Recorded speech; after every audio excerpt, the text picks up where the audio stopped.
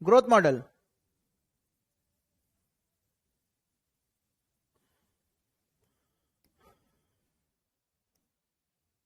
Company last year 15 दी थी, last से suppose company 10 दी थी, अभी 11 देगी, फिर 12.1, फिर 13 पॉइंट समथिंग, फिर 14 पॉइंट समथिंग, ऐसे करते करते। तो साफ समझ में आ रहा है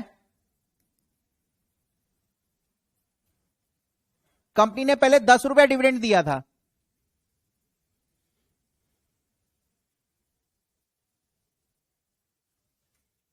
और हर साल ग्रोथ 10% हो रहा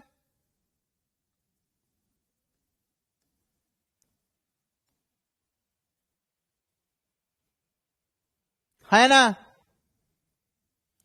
तो जो इसके नेक्स्ट ईयर है 10 इंटू 1 प्लस जी, राइट, इसके बाद वाला 10 into 1 plus g power square, 2 साल ग्रोथ लगेगा बेस डिविडेंड से, 1 plus g to the power cube. अब इन सबका प्रेजेंट वैल्यू निकालना है,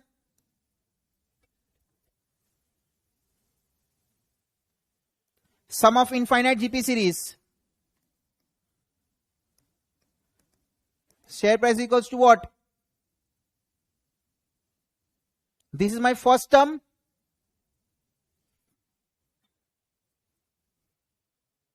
yes or no, sum of infinite GP series, right. Ultimately मैं तुमको पूरा नेट में सॉल्व करके बता दे रहा हूं, right.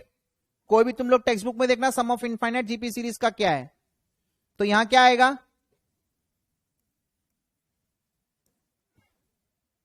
D0 into 1 plus G, मतलब जो लास्ट डिविडेंड था, बाई आई माइनस जी,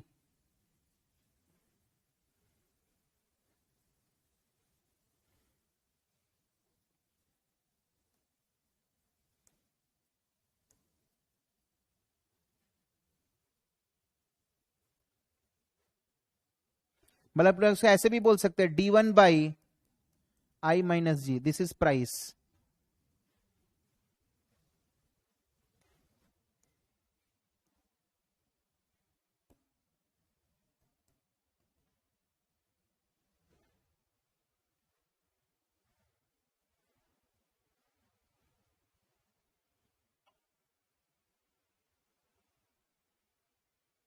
इसको अपन D0 बोलेंगे, ये हमारा D1 हो गया, ये D2, ये D3। तो D1 क्या होता है, बेस डिविडेंड इंटू 1 प्लस जी,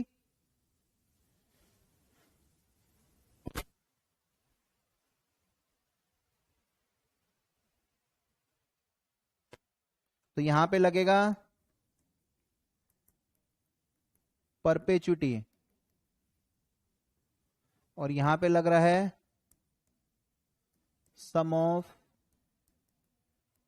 इनफाइनाइट जीपी सीरीज।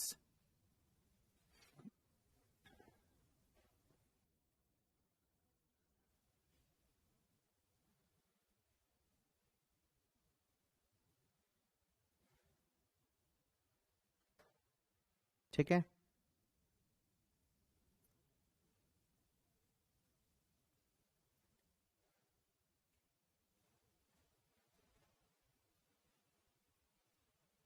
तो डिविडेंड का present value will give me the share price, इसमें सीधा डी बाई आई, इसमें next year dividend by I minus G, growth भी है यहां पे।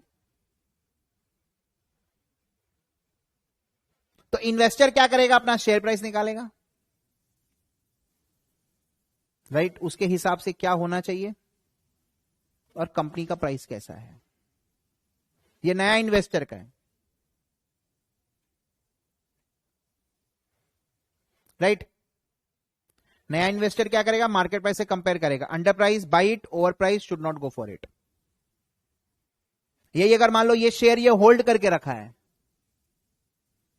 तो क्या करेगा वो, उल्टा अंडर प्राइस में सेल कर देगा, क्योंकि इसका परफॉर्म उतना अच्छा हुआ नहीं, ओवर प्राइस में रखेगा अपने पास। वो नॉर्मल कॉमन सेंस है, that you can get it from your common sense, that is not a big problem, right. तो ये मैंने अभी तक फील दिया है आपको, राइट, कि इक्विटी शेयर का जो वैल्यू होता है ना, जो इक्विटी शेयर का वैल्यू है उसको अपन को ग्रो करना है। अब ये इन्वेस्टर आपसरी में देख लेंगे, क्योंकि इतने सारे बायर एंड सेलर है ना, लोग पढ़े लिखे हैं, सब अपने अपने हिसाब से शेयर प्राइस निकालेंगे, मार्केट में कंपेयर करेंगे, सस्ता रहेगा तो खरीद लेंगे, ज्यादा रहेगा तो छोड़ देंगे।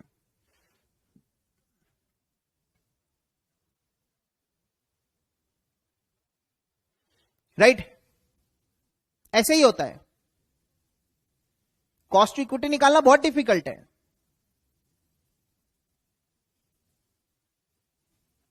हमको बस खाली शेयर प्राइस को ग्रो करना है।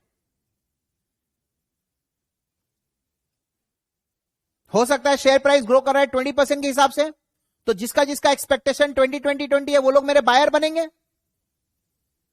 और जिसका एक्सपेक्टेशन नहीं है वो लोग इंटरेस्ट नहीं दिखाएगा, जिसका एक्सपेक्टेशन ज्यादा है। तो दिस इज वन वे। और यहां पे क्या होता है ना, ये आई को ही के ही माना जाता है। This I is what, cost of equity.